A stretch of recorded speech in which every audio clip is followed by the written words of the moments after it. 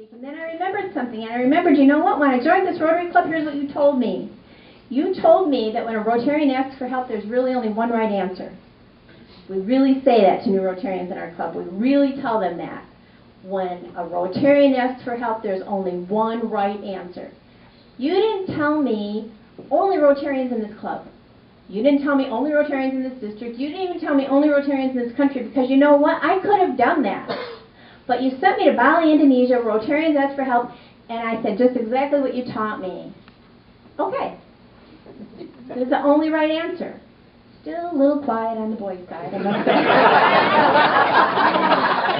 But it expanded their thinking a little, and they said, hey, you know what? I bet this is so big around. This should be like a district project. We should, that's it. We'll make it a district project, and you should go down and talk to the district governor. When you talk to the district governor, then the district will do the whole thing. I never met a district governor before, and he was about 150 miles away, but I gave him a call and said, I'm Marilyn Fitzgerald, I'm the GOC team leader that went to Bali, Indonesia, so glad to talk to you. You won't believe it. People are bleeding to death in Bali, Indonesia. Can't believe it's happening. He told me the whole story. He said, okay, come down and see me. So I went down to see him. And I did notice I was the only one in the car. I really thought, like, about halfway down there, I thought, maybe, like, they'll excommunicate me or something. Maybe, like, you're not allowed to do this in Rotary. I don't know. Maybe it's a big setup. Maybe women aren't going to be in Rotary. So I went to meet the district governor, who was a really, really nice guy. And we talked about the whole incident of the group study exchange. And how my group study exchange, or my World Community Service team had said to me, Marilyn, we sent Ron Danielson over to England as a group study exchange team leader a few years back, and you know, he came back with some bone china. We send you, and you want a check for $80,000 yesterday. I know. They're probably not bleeding to death over there. I don't know. So I told the district governor, and the district governor that year, the theme was Follow Your Rotary Dream. Well, I didn't even know we had annual themes, to tell you the truth. That's right. I thought that was like the forever theme. He took off his Follow Your Rotary Dream pin and pinned it on me. I was so honored. And he said, Marilyn, this is a wonderful project. I think you should do this project. I'm behind you on this project. You follow that Rotary Dream, girl. See, you guys are way smarter than me. I was still honored. I was like 10 miles down the road before I thought, wait a minute. I didn't come here for a dream, all right? I came here for a check. I got no money. So I thought, but I just kept feeling that pin all the way home, thinking, wow, follow your Rotary Dream, but this isn't a dream. This is like got to happen, okay? A dream might happen, but this is going to have to happen.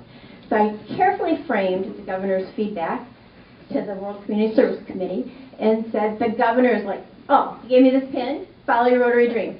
Loves this project, thinks we should get right on it. We got to hurry up because the numbers are clicking off and the day is here. The World Community Service Committee not only got behind me, the whole club got behind me, and they started calling other clubs. So we started to think about, actually it's a lot like how you guys did right here. We started to think about raffles. We started to think about car washes, bake sales, whatever it is that we were going to do. We really didn't have time. The days were clicking away, and the guys decided what we really need to do is get out there and tell the Valley's One Bake story and see how much you can raise, see where we can go with this whole thing. So they put together a PowerPoint for me. They scheduled the meetings. They had me on the road telling the Valley Blood Bank story. We never went to one club that didn't give us a check.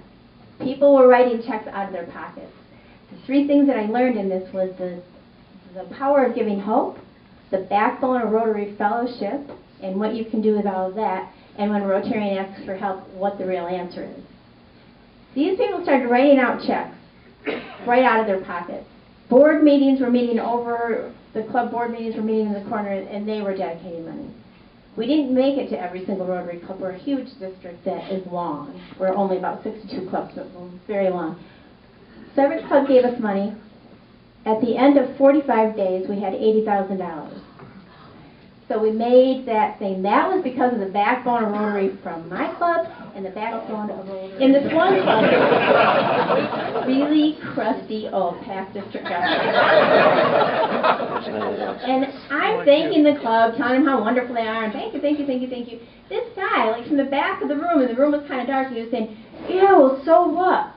you got a building to be in, but they still don't have any equipment. Their equipment's still a bunch of crap, and they still can't get good blood in there, so what are you going to do about that? I'm going home and having a glass of wine.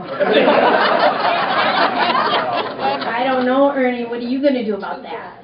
Okay, don't say that to a crusty old district. And words of advice to you. Because about 48 hours later, Ernie was down at my club with a form for me to sign because he had written for a discovery grant for me to go back to Bali, Indonesia, with a consultant from the American Red Cross to find out what kind of equipment they needed in Indonesia.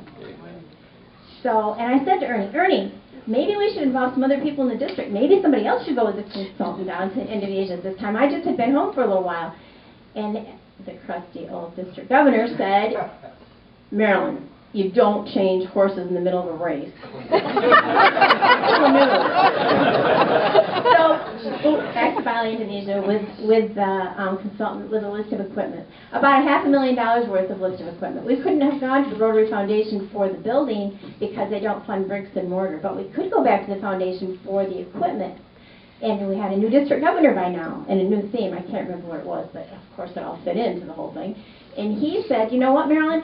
I've always wanted to have a 3H grant for our district, and we've never done that. Well, I didn't know much about a 3H grant, so I looked it up, and it looked pretty tough to get, but thought, well, okay, if you want to try that, we'll try that. So we'll write out a 3H grant.